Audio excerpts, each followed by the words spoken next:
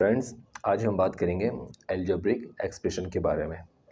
इसमें डिफरेंट तरह की चीज़ें होती हैं जिसमें नॉर्मली स्टूडेंट्स को प्रॉब्लम फेस करते हैं। लाइक इसमें क्या क्या चीज़ें शामिल होती हैं। लाइक हमारे पास पहली टर्म होती है वेरिएबल और एक होता है कांस्टेंट। इसी तरह हमारे पास होता है फैक्टर्स और होता है कोफिशिएंट।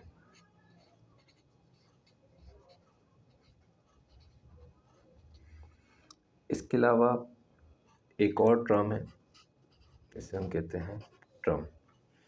अब मैं कोशिश करता हूँ कि एक इक्वेशन यहाँ पे लिखता हूँ और उसमें आपको फ़र्क बताने की कोशिश करता हूँ कि उस इक्वेशन के अंदर हमारे कौन कौन सी ये जो टर्म्स लिखी हैं वो शामिल होती हैं। लाइक हमने लिखा 5x + 3 = 7। ये एक इक्वेशन है।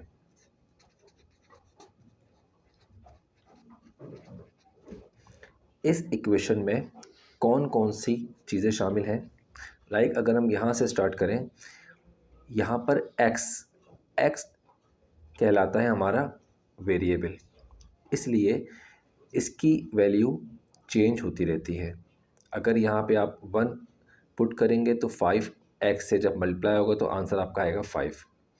इसी x की जगह अगर हम 2 लिखेंगे तो 5 जब 2 से मल्टीप्लाई होगा तो आंसर आएगा 10। इट्स मीन कि इसका आंसर वेरी करता रहेगा इस वेरिएबल की वजह से। अगर हम बात करें 3 की तो ये कहलाता है हमारा कांस्टेंट। इसकी वैल्यू इस इक्वेशन में 3 ही रहेगी, यानी कि कांस्टेंट रहेगी। अगर हम बात करें यहाँ पे फैक्टर की तो इस टर्म में 5 और x ये दो फैक्टर्स हैं। इस इक्वेशन में 5x दो फैक्टर हैं।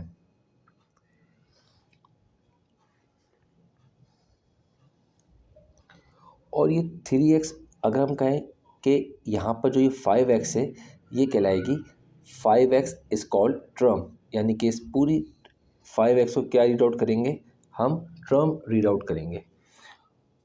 और अगर हम 5x + 3 की बात करें तो ये कहलाएगा हमारा एक्सप्रेशन।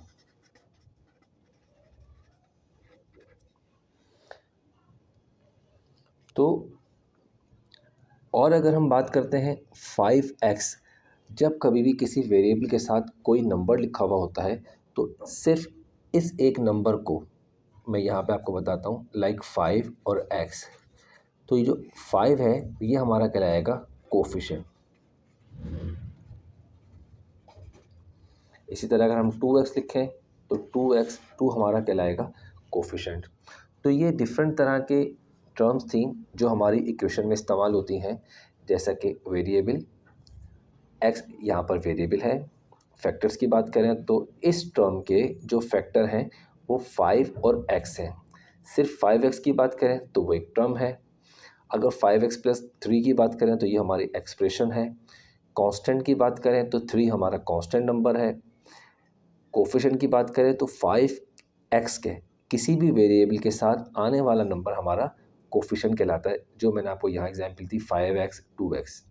इसी तरह हमारे पास इसी अलजेब्रिक एक्सप्रेशन के चैप्टर में दूसरी चीज़ आती है लाइक टर्म्स और अनलाइक टर्म्स।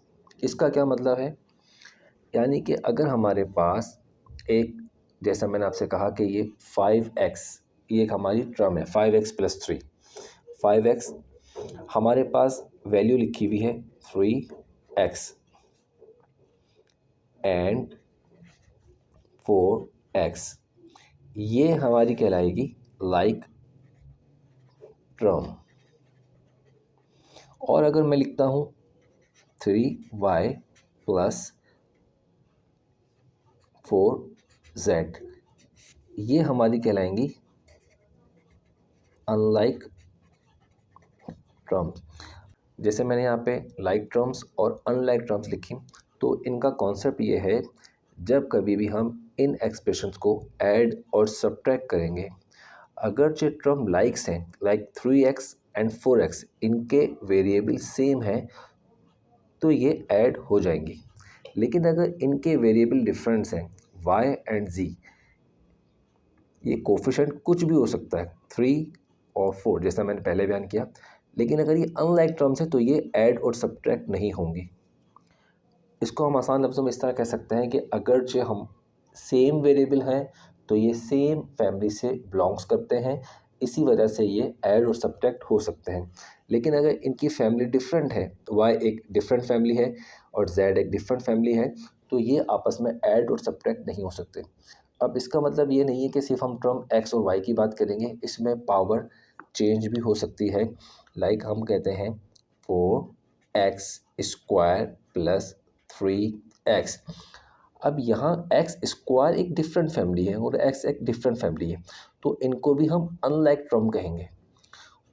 और अगर 3y² प्लस 5y², अब ये y² है और ये y² है, तो ये दोनों सेम फैमिली से बिलोंग करते हैं।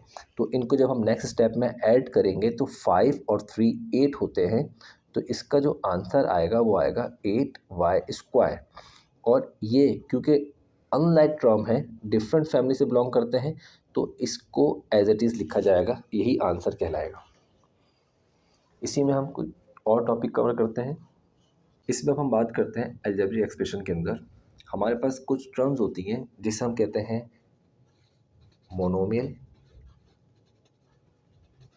Binomial, trinomial. इसका मतलब ये है कि हमारे पास अगर कोई एक्सप्रेशन आता है जिसके अंदर हमारे पास एक टर्म है तो उसको हम कहेंगे monomial. Like if we have 3x और 4y, ये एक अलग टर्म है, ये एक अलग टर्म है, तो ये कहलाएगा मोनोमियल। और अगर हमारे पास दो टर्म आती हैं, लाइक हम कहते हैं 5x प्लस 2y, तो ये कहलाएगा बायनोमियल।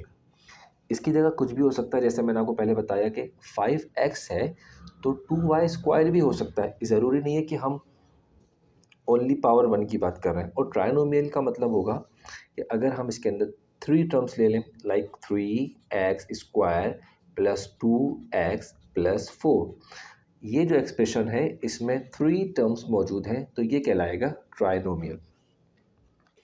अब मैं आपको इसी के अंदर एक और चीज़ का इजाफा करता हूँ, उसमें है इन एक्सप्रेशन को किस तरह से ऐड किया जाता है, जिसमें हम एक सवाल ले लेते हैं, like 5x plus 2 plus 3x minus 7। अब आप यहाँ देखें कि यहाँ पर जो 5x है और जो 3x है ये लाइक टर्म्स हैं, लाइक एक फैमिली से बिलोंग करते हैं, तो हम इनको एक साथ लिख लेते हैं 5x plus 3x plus 2 minus 7।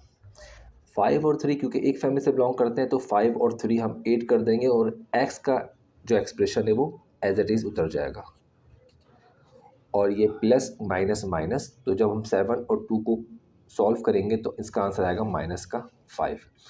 अब इस एक्सप्रेशन में 8x और 5 डिफरेंट है, ये एक पूरा एक्सप्रेशन बन गया।